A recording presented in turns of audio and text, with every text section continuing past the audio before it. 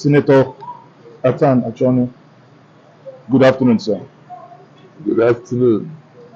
Once more, I will start by saying congratulations for emerging as the candidate for the Labour Party in the keenly contested election that happened yesterday. Now, you've won the election, and we saw jubilation across the hall yesterday. How do you feel emerging as the Labour Party gubernatorial candidate for Imo State?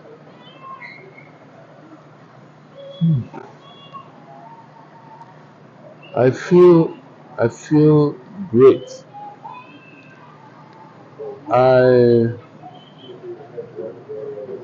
It's like a kind of burden has been placed on my shoulders because honestly, I thought that at this stage of my life, I'm just going to go and relax and enjoy my years of hard work, the fruits of my years of hard work. But as it is now, there is a need for somebody to come and clean up all the mess that have been made in this state. We have been very, very unfortunate that we have had for years. No development, nothing. Every 4 years, it gets worse. Every other 4 years, it gets worse. We've just been looking at it, standing by helplessly. So, I was motivated actually to now get up and do something about it. I've been preaching this Akorulo over the years. If you go to every senatorial zone in the entire southeast, you see my billboards asking Igbos to come home and invest so we can develop this place. So I think this is an opportunity for me to put that into practice, to create the enabling environment for them to now come home. Because that is what they have been complaining about, that the governors don't want to encourage them to come home and invest. That they are always fighting businessmen who want to come and invest, thinking that maybe they are looking at investment from a political point of view, that maybe you are going to use it to create jobs and become more powerful than it's just because they don't create jobs, they don't bring development. So when you now come as an investor to want to come and put down a factory or an industry or anything here, they will say, maybe this man, if he creates all these job opportunities, that he'll become more popular than them. Maybe he's coming to run for governor. You understand? Yes. So that has really stopped the inflow of investment into the entire southeast. So, but especially Imo State, you know. So I think I'm going to help a lot in that regard. While you were asked yesterday to address Ndimo before the election proper, you said two critical things. One, you beckoned on other contestants to step down for you. Secondly, you said that you are the greatest investor amongst all the contestants there. Now, for those who do not know, what are those investments that you have within the Southeast in order to make that assertion? If right now, and that is the crux of the matter actually, because all the investments that I have tried to bring, I've only succeeded in one, the one in my village. That one is hidden in my village. That's why they didn't attack it. Because the first one I brought was this hotel, 10-story building in Owerri here. I wanted to bring Radisson into Owerri, and then I also, at the same time, I was going to go to Uguta. I was trying to, there's this proposal I gave to Hakim when he was a commissioner. I think it was during Nwerem's regime, to turn Uguta into a tourist destination. For there was this competition I want to bring, a boating competition. I wanted to bring. and build hotel resorts there, to attract people. And I also wanted to bring Disney into that area because I had a lot of land around that island. So, and then it didn't work. So when Hakim became governor, he now started talking about tourism, focusing on Uguta as well. So I latched onto it. I said, okay, let me support him. I acquired this Progress Bank building from NDIC to turn it into a 5-star hotel. Then I made a bid for the 60% owned by Nzemadu Ako, 60% of Imo Hotel, because they have a common fence, so that I can expand into it, build a mega mall and a conference center, international conference center and a mega mall, plus that hotel to support his proposal to turn Imo into a tourist destination. That's one. And then immediately Reuters came. Reuters fought me, blocked it. He put a stop work order. He came and built a road in the middle of the other property, Imo Hotel, dual carriageway, and they were stuck in the middle of it. So then I have a refinery license. I wanted to build a refinery in Ohajebemu. And then the plan for that refinery was to build it, have an industrial park beside it, so that the same power that you're using for the refinery can support the power need of the industrial park, so that you can site like 10 factories at that location, so you can have power 24/7. Do you understand? Yes. They acquired 47 hectares of land. Then the government came and built a road in the stuck there, blocking me from further expansion. And that wasn't enough. But because of the fact that I was being fought in a way here, so I didn't want to, my partner didn't want to put in more money. You understand? In that effort. So we stopped there. Then I made a bid to take over Imo Cargo Airport, to turn it into an international cargo hub, so that we can create massive employment and generate lots and lots and lots of businesses that will flow with it. You understand it? So the government came. I hope Uzodima was chairman aviation at that time in the Senate. Yes, senior committee chairman on aviation at that period. So the government came, started balkanizing the entire surroundings of Imo Airport, giving out land, making it so that the business will not work. But it didn't deter me. What deterred me actually was the fact that the government was fighting me. So I can't risk, borrowing money to come and invest in a hostile environment. Do you understand? Sure. But luckily for me, immediately Emeki Hedion came. Emeki Hedion wrote a letter of apology. I won all the conflicts against government. They are not obeying court orders. So immediately Emeki Hedion came. Emeki Hedion wrote a letter of apology to me regarding the stoppage of work at my hotel, Prote Hotel. So he now encouraged me to now want to bring in further investment. That's how I decided to invest in the biggest fish farm in fact in Nigeria. I don't want to say in Africa, but because we have a capacity to produce 1 million catfish every month. So, and at that location we have over 260 greenhouses, which we want to even expand more. We're looking for land now, so that our target is 1,000 greenhouses, so that we'll be able to supply the entire southern Nigeria with tomato, green pepper, bell peppers and other vegetables. There we have a cattle stockade for 5,000 cattle. So we're going to create a lot of employment and generate a lot of other support businesses. I'm trying to stay on the part of when you made the assertion that you are the greatest investment amongst them all. That's what I'm explaining. Yes. Yes, in Imo State. In Imo State. Yes. Well, if I just oppose that statement with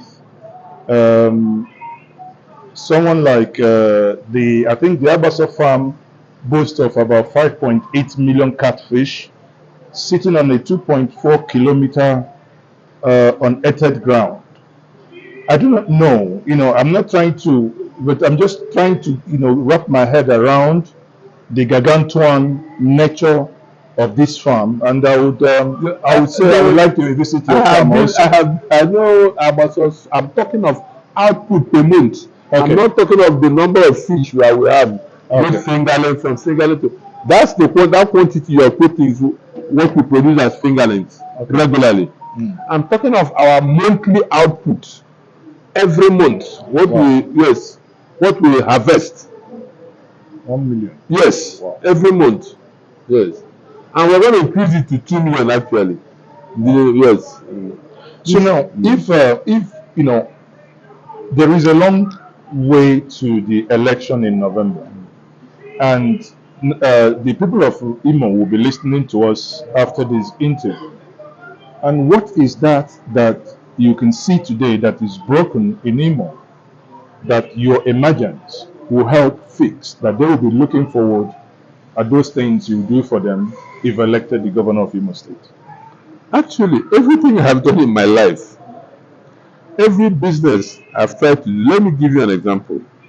I'm building a health center in every local government in Nigeria, building and equipping, because I see the need, the importance of health in a society. In every local government in Nigeria? In Nigeria, yes. 774. My company called Athan Nigeria Limited is ongoing. We're almost concluding now. It started many years ago. But governors kept fighting us, kept blocking it. Governors kept saying that the money belongs to them, local government money. Most governors see it as their pocket money. For example, in Imo State, they have not conducted any local government election up to date. And if you investigate, I don't have that fact, but I know that if you investigate, I'm sure, I have that belief. If you investigate, you see that they are not releasing the local government monies to the local government. You understand me? To use for projects in local government areas. I can say that with a lot of certainty. Because I don't see anything going on in my local government. So this project you're talking about is a federal government project that you are? I'm trying to explain to answer your question. Okay. You said, what difference will I make? You asked a particular question. So I'm trying to tell you that everything I've done in my life lends credence to the fact that I'm development oriented. That's why I'm giving you that example. Okay? And right now, we have almost concluded that of Imo State. That's as a private citizen. These are ideas I bring to government. I generate these ideas, present to government, and they approve. Okay, now, like I gave you the other ideas about the airport. That's why I was giving you those ideas. I gave you the idea about the refinery. So, job creation is one of the most basic ingredients that can aid in stoppage of insecurity. And I have been championing local government autonomy, political and financial autonomy over the years since the leader of Obasanjo left. I started championing it when local governors started fighting local governments over Mere Health Center. Can you imagine? And this health center was going to take 1 year to build, and it was just going to take deduction from the accounts of local government for just 1 year. Can you imagine what local governments would have achieved by now, since they have the capacity to build that thing from their allocation? But because these men have been pocketing these monies over the years, that's why you have insecurity, because there's no activity at the local government level. So why have I been championing this autonomy? If you had elected councillors in all the local governments in a state, for example, you have elected councillors, where will the criminals hide? These councillors will know everybody who lives in their ward.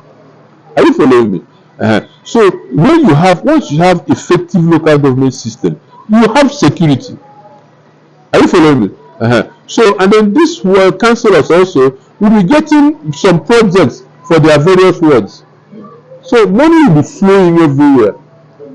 And if you look at my billboards, my rural billboards, you see how I've been advocating that communities should form vigilante groups with their town unions, okay, so that They can protect the farms and then protect the people as well. You understand? So when you now have autonomy of local governments, these things will be put into practice. So see, everything I have done are things, or everything are all my proposals towards this implementation of my Akurulo. Are things that governors are supposed to be doing.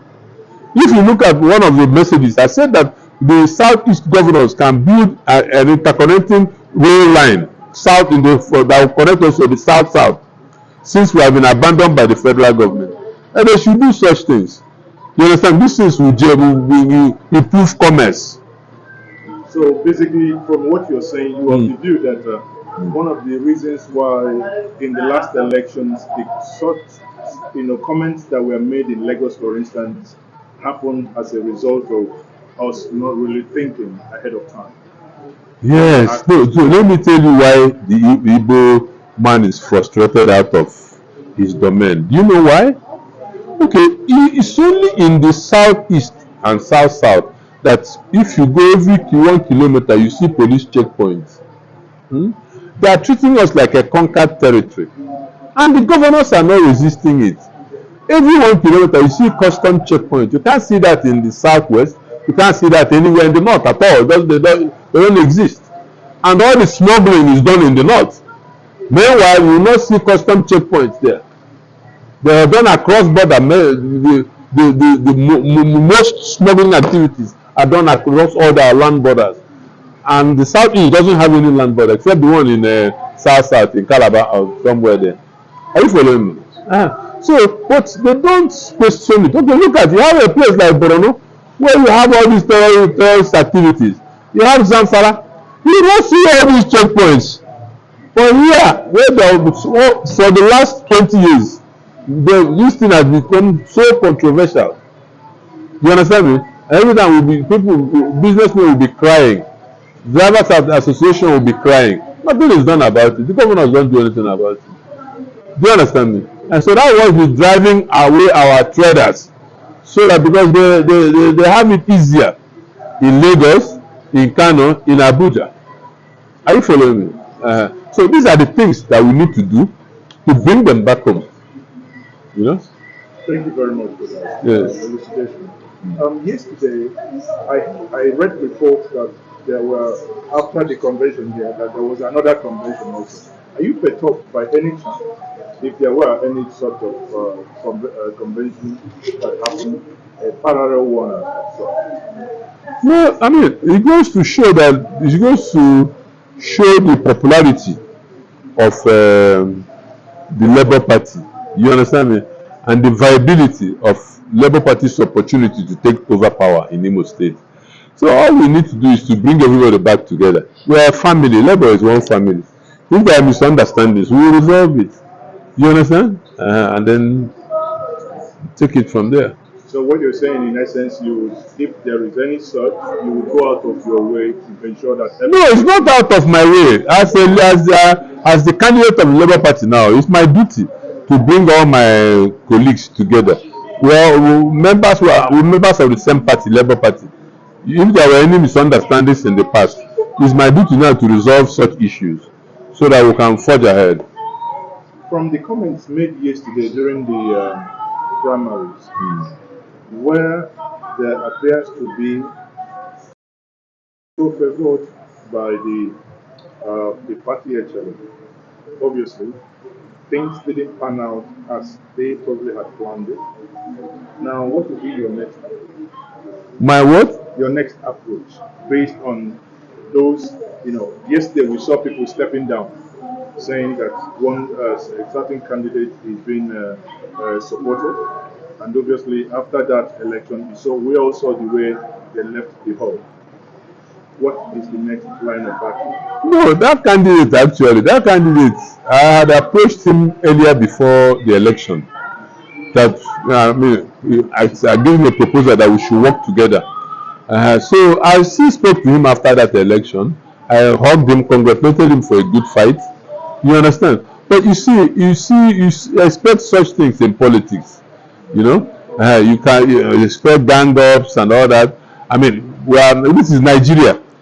People have vested interest in some people for one reason or the other. Do you understand me? And maybe people are, and that is not one mistake that a lot of politicians make. They want to support somebody they think they can control. You can't control anybody with power. It has never happened anywhere on earth. Even your son, you give your son power, you can't control him.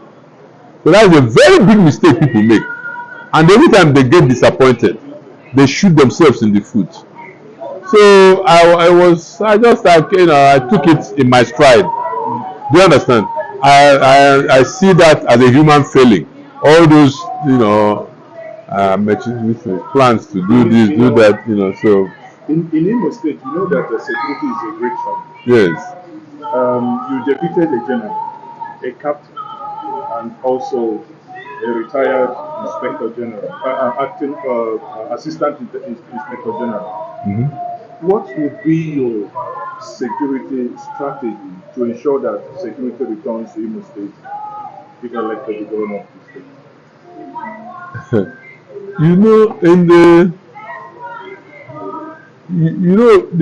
The generals, the captains, the generals, and then the AIG, they have not seen war. Do you understand? I witnessed the Biafra War, the Civil War. I created my own army during that war after they dissolved the boys' company. I was very young.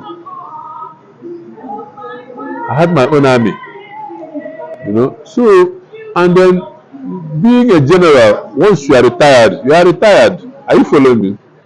You are a captain. Once you are retired, you don't have any command under you. AIG, once you leave the force, you don't have any unit under you. Are you following me? So it become like the rest of us. So it now depends on who you are, your character, your contacts. Are you following me? That is what is going to determine how you're going to perform. And then the ideas you have, to challenge the situation that you're describing now, the security situation in the state. The plan, the idea, the strategy.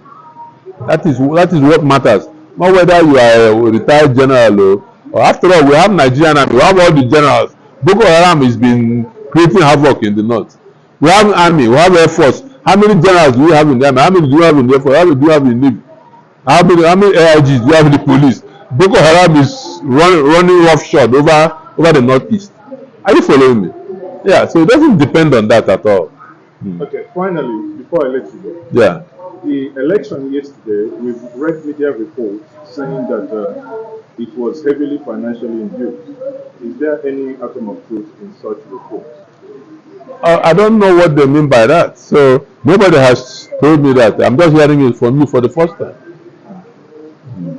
Okay, thank you very much, Senator. Thank you for having the time to speak to me today. Thank you very much. You're welcome.